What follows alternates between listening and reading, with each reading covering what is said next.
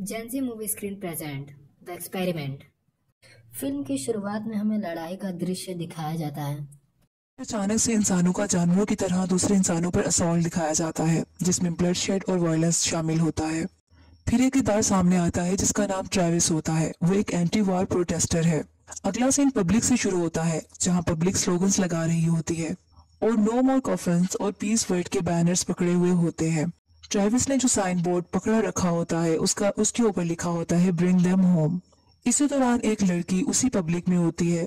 उसके बाद ट्रेविस की इस लड़की से दोस्ती हो जाती है और बातचीत शुरू करता है। वो इसे बताती है कि वो इंडिया जा रही है। ट्रेविस अगले सीन में अपने रूम में न्यूज़पेपर बैठा देख रहा होता है और उनसे एक एडवर्टाइजमेंट देखता है जिसमें बिहेवियरल एक्सपेरिमेंट के लिए कुछ सब्जेक्ट्स की जरूरत होती है। ट्रेविस इंटरव्यू के लिए जाता है और इसके पास एक आदमी आकर बैठ जाता है जिसका नाम बैरिस होता है।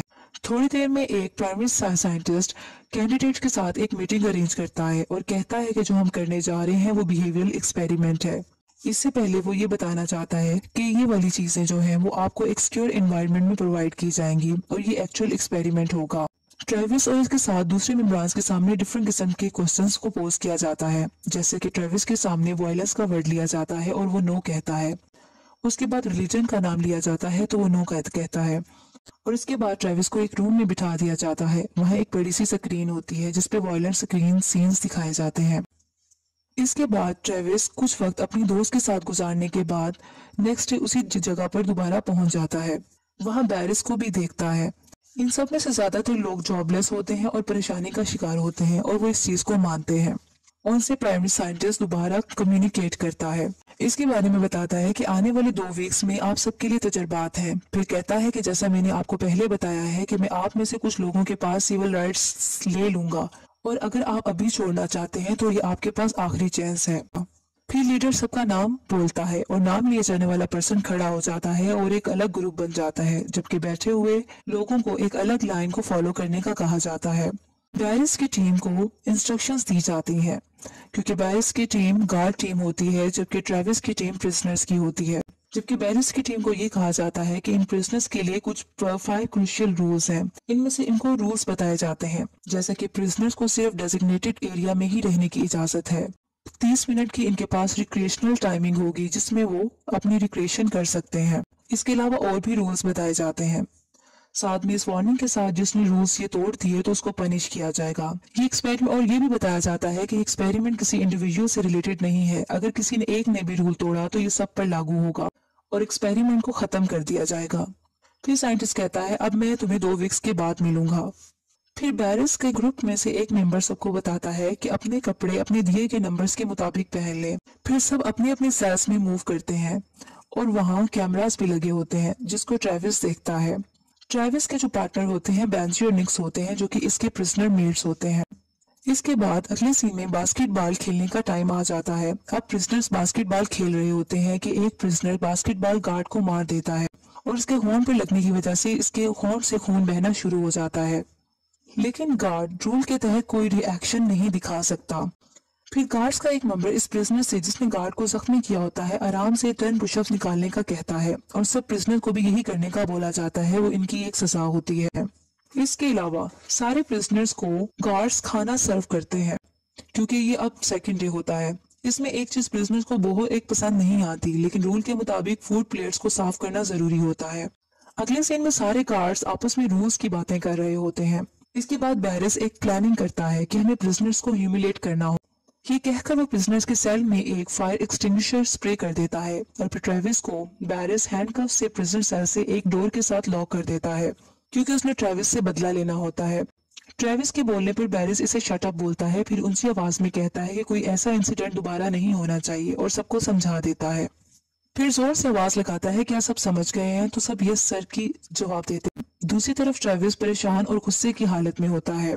ट्रायल के तीसरे दिन बैरिस सब प्रिजनर से कम्युनिकेट करता है और कहता है कि अब 11 दिन रह गए हैं, हमें ऐसा एक्ट करना चाहिए कि हर कोई खुशी खुशी अपने घर जाए।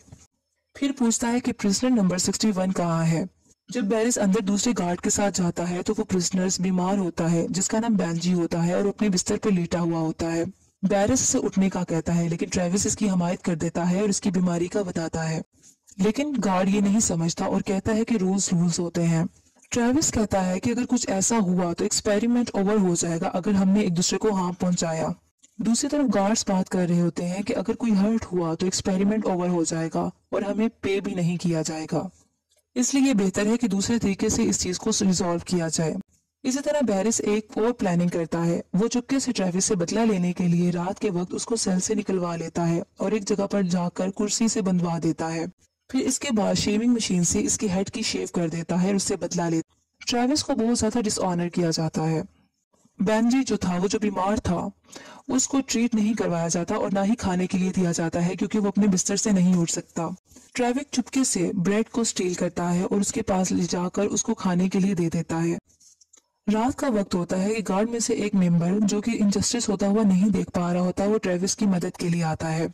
ट्रेविस उससे रिक्वेस्ट करता है कि वो बेंजी का बैग ला दे, उसमें से इंजेक्शन और इंसुलिन ला दे और अगर उसे चाहिए तो वो उसको पैसे भी दे देगा। लेकिन वो गार्ड पैसे लेने से इनकार कर देता है और चुपके से उस रूम में जाता है जहाँ बैग्स रखे होते हैं। वहां जाकर बेंजी के बैग को ढूंढता है और वहां से इंसुलिन और इंजेक्शन लेकर निकलता है। जबकि दूसरी तरफ बैरिस कैमरास के थ्रू सब कुछ देख रहा होता है। जल्दी से अपने उसी गार्ड के पास पहुंच जाता है जो ट्रेविस की मदद कर रहा होता है। उसको डरा धमकाकर पूछ लेता है कि उसे ऐसा करने पर किसने बोला और वो सब कुछ बता देता है। इसी तरह बैरिस इंसुलिन और इंजेक्शन लेकर खुद सेल में जाता है और बेंजी के बिस्तर पर रख देता है। नेक्स्ट सीन में ट्रेविस को बैरिस लीडर के पास लाया जाता है। फिर ट्रेविस को वायोलेट करने पर टॉयलेट साफ करने का कहा जाता है। ट्रेविस इसकी बात नहीं मानता और बाहर में जाओ बोलता है। ट्रेविस को सजा के तौर पर इसका मुंह टॉयलेट में डाल दिया जाता है।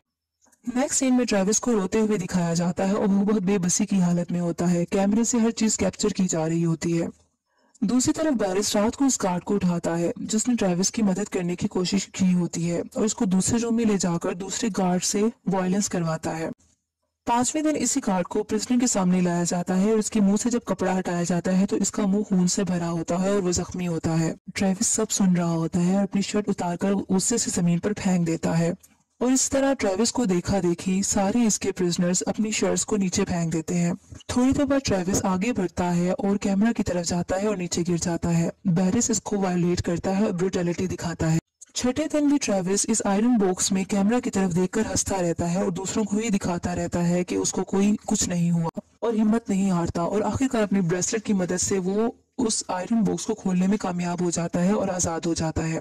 बाहर निकलकर वो अपने प्रिजनर्स को आजाद करवाता है। एक प्रिजनर आकर ट्रेविस को एक आयरन स्टिक पकड़ाता है ताकि वो इससे दूसरे गार्ड्स पर हमला करे। कैमरास को देखकर गार्ड्स घबरा जाते हैं क्योंकि उनको पता चल जाता है कि तमाम प्रिजनर्स आजाद हो गए हैं। इनमें से एक गार्ड कहता है कि हमें क्या करना चाहिए, जबकि बैरिस एक नाइफ उठा लेता है और कहता है कि हमें तैयार रहना चाहिए। सारे प्रिजनर वायलेंटली ग्लास डोर को बीट कर रहे होते हैं।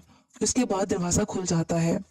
सारे गार्ड्स अपनी जान बचाकर भाग जाते हैं। प्रिजनर्स इनके पीछे पागलों की तरह भाग रहे होते हैं जैसे वो इनकी जान ले लेंगे और गार्ड से शटर ऊपर नहीं होता ताकि वो बाहर निकल सकें। इतनी देर में प्रिजनर्स वहां असॉल्ट कर देते हैं। इसके बाद ट्रेविस बैरिस को बहुत बुरे तरीके से मारता है। दूसरे प्रिजनर दूसरे गार्ड्स को मार रहे होते हैं। इतनी देर में रेड लाइट जल जाती है जिसका मतलब होता है कि एक्सपेरिमेंट रूल के मुताबिक ओवर हो चुका है।